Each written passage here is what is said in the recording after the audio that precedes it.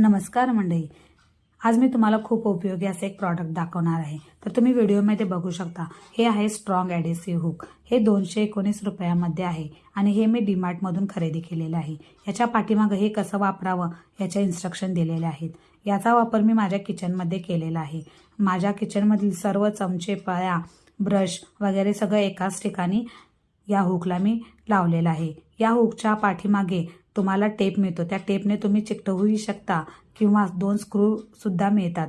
तर या स्क्रूने तुम्ही हे भिंतीला लावू शकता.